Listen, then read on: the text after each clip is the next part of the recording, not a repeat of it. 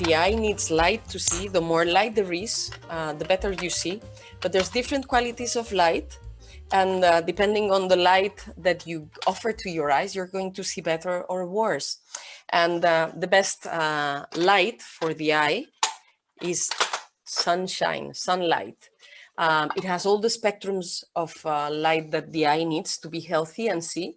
And in particular, red light of the sunset and the red light of the dawn is the best light to stimulate and nourish and protect and train your retina to see better and better.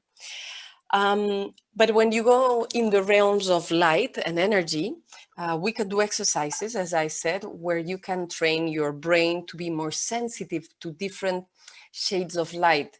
And you can learn or remember, for example, how to see auras. And when you start doing that, it gives you much more information about reality. Lots of people say, if I don't see it, I don't believe it. But we know that there's lots of things that we do not see and that happen. For example, telephone waves or Wi-Fi waves or radio waves or television waves. They are there. We can see the effects because we can see each other on the screen or listen to ourselves or to others when we speak on the phone, yet we don't see those waves. There's lots of wavelengths that are not considered normal to see, but that you can train yourself to see them. And when you see them, that's what in many traditions it's called the aura. And the auras are not just a woo-woo spiritual thing. They have also been researched scientifically. In Russia, mostly, there's procedures to photograph the auras and the kind of spectrum that you can also learn to see more and more with your own eyes. With photographic procedures since the 1920s with the Kirlian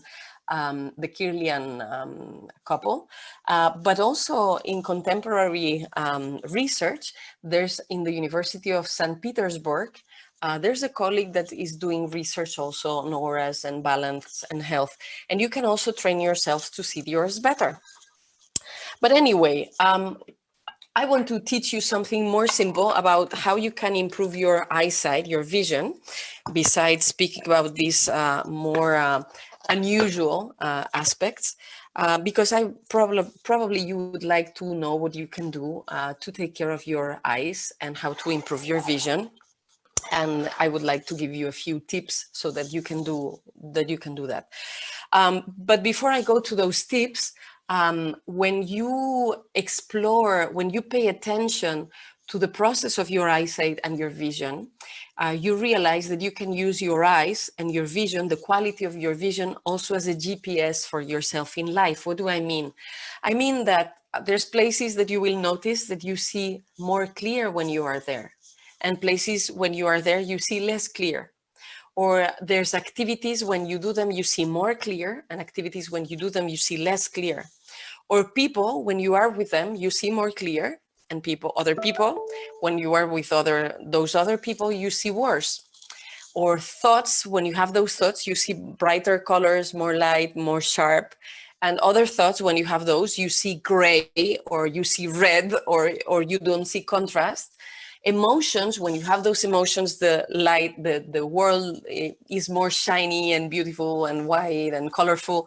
And other emotions, when you have those, you see gray and you see worse.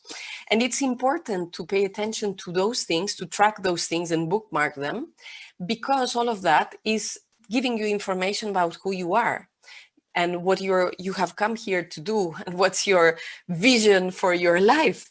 And the idea is to nourish yourself by being in the places, doing the activities with the people where you see clear, and nourishing the emotions and the thoughts that make you see clear. When you do that, your eyes become your guides, become your gurus, become your GPS in life. And then you can understand also in more detail, in a more subtle way, this connection between inner and outer vision. So it's amazing and fantastic and impressive to explore all the dimensions of eyesight and vision, inner and outer vision. It's also important to work with a balance between your eyes. Okay, the two I'm showing here are different, but when you stimulate both of your eyes and you make sure that you see as well with one as with the other and you coordinate the use of them, well, the first effect is that you can see the world in 3 dimensions when both of your eyes are working well and balanced. But also balancing your both of your eyes, it balances both of your brain hemispheres, and that makes you more intelligent. It makes that your left and your right hemisphere, they are both equally active and more coordinated through the corpus callosum.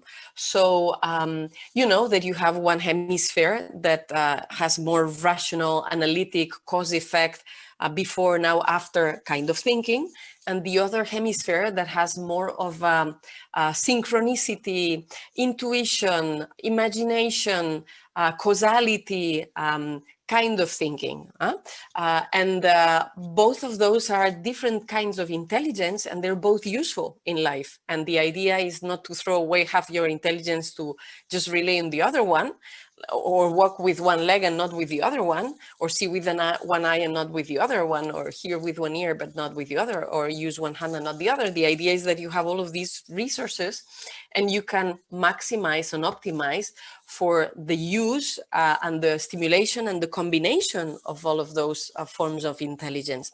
And then you have a more balanced view also of life. And when you stimulate both of your eyes and you make them work more coordinated, both of your hemispheres are more stimulated and more coordinated as well. Both of your sides of your body do that as well. So you have a better posture, a better balance, and also your personality polarities also balance, like the male, female, yin yang way of being, they tend to be more and more balanced. So these are different levels with which you can improve your vision. You can also work with habits, because looking poorly, using your eyes in a poor way, takes as much time as looking properly and keeping good care of your eyes and improving your vision automatically day by day, doing things like blinking more often or looking at the far more often. There's simple things that are incorporated in the use of your eyes that can improve your vision. So we have talked quickly about several levels. You can improve your vision at the physical level with relaxation and exercises for the eyes.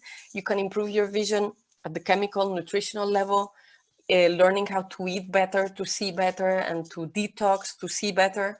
You can work at the emotional level, releasing the emotional strain and tension that's keeping you from seeing clearly. You can work at the mental level by training your brain to see more and more clearly.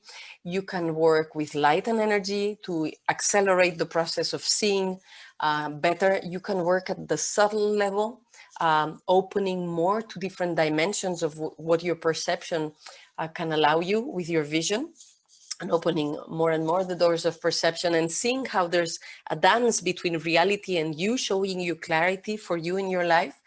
You can work with the balance between your right and left eye, and you can work with your habits. And when you do all of this, according to my experience, that's when you have the best chances to improve your vision naturally, without lenses, without surgery, and to have a wonderful vision for life.